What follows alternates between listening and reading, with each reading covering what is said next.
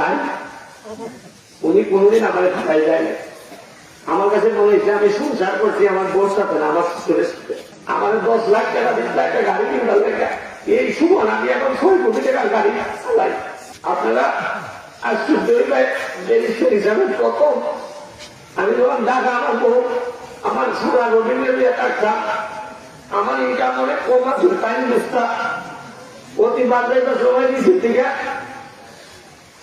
2 বছর চাল বেড়ে মাছ যেটা সব আমি জানতাম না। এই আমার শ্বশুর আসলে আমার শ্বশুরে আর হয়তো আমি সামনে রেখে আর কোনোদিন কথা বলতে পারতাম না। 2-3টা কথা আমি আজকে আপনারা টাইমের জন্মভূমি তাই না স্বীকার করে যেমন লাগতেছে। আমি সোনারঘাট মাধবপুরের এমপি উইয়া তাইনের মেয়ে বিয়ে করছিলাম না। তাইনের মেয়ে বিয়ে করার কারণেই হয়তো আমার সম্ভব হয়েছে সোনারঘাট মাধবপুরের এমপি হওয়া। আমার জীবনে বহু মানুষ বিভিন্ন সময় খোলাই দিয়ে গেছে, কিন্তু আব্দুর রহিম আমার বাপ নাই, উনি কোনদিন আমার ঢাকায় যায় না। আমার কাছে মনে হয়েছে আমি সংসার করছি আমার বোর সাথে না, আমার শ্বশুরের সাথে। আপনারা আজকে যেদিন আমি প্রথম গানম্যান পাই আরো 10 বছর আগে, তাই না আমাদের কইটা তোমার দিকে গাড়ি নাই, তুমি রিক্সা দিয়ে গানম্যান নিয়ে আসলো পিতা। আমার 10 লাখ টাকা 20 লাখ টাকা গাড়ি কিনবার লেখা এই সুমন আমি এখন 6 কোটি টাকার গাড়ি চালাই। আপনারা আশ্চর্য হিসাবে কত আমি যখন ঢাকা আমার বউ আমার সারা রবীন্দ্র একটা আমার ইনকাম অনেক কম আছে, টাইম বেস্তা প্রতি বাজারে সময় দিচ্ছি থেকে 2 বছর চাল বেড়ে মাছ যেটা সব আমি জানতাম না। এই আমার শ্বশুর আমি আপনাদের মনে আছে কিনা তাই নির্বাচন রেগরিয়ার এবং 3টা গ্রামের মধ্যে বক্তব্য করছিলাম যে আমি চাই না আমার শ্বশুর চেয়ারম্যানই করবেন।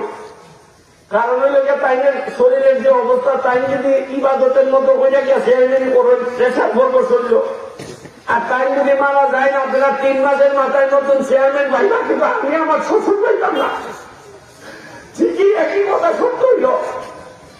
আমি হয়ে গেছিলাম এই নির্বাচনে যে আমার শ্বশুরের কোন দায় দায়িত্ব কোন কথা যদি বাকি থাকে, কাজ বাকি থাকে, তাইনের ছেলে মেয়ে তাইনের ভাই তারা যদি না পারেন আমি আমার নিজের পয়সা দিয়ে দায় আমি আমি দায় সম্পূর্ণ করব। আমি আপনারা এই ডিসি গ্রামবাসী সহ ইউনিয়নবাসী যারা তারা কয়ে রেখেছে আমার আপনারা প্রতি কোনো অধিকার নাই, তবে আমার ঋণ আছে আপনাদের উপর। আমি সোনারঘাট মাধবপুরের মানুষের জন্য যেভাবে করি ঋষি ওই লোকে আমার জন্য সেই রকম একটা জায়গা।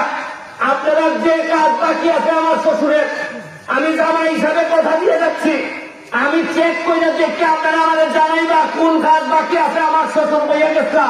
আমি এমনি বাড়ি আমার নিজের চেহারা যায় আমি এই 5 বছরের দিকে শেষ করবো। তাইলে এই কথা দিয়া আমার শ্বশুরের যদি কোনো মনে থাকে তাইলের বাড়ি আছে তাই মাথায় দাও। আমি জামাই হিসাবে আমি আল্লাহর আপনারা দেখো, আমি শুধু একজন শ্বশুর হিসাবে ওনারা দেখি না, একজন মানুষ হিসাবে আমি ওনার জন্য আপনাদের কাছে মাপ চাইয়ে দিতেছি। মাপ দিয়ে আমার বিশ্বাস একজন সূর্য সন্তানের বিদায় আপনারা এলাকা থেকে দিতে, বাকিটা ভবিষ্যৎ বলে দিবে। আপনারা ভালো থাকবা। আসসালাম।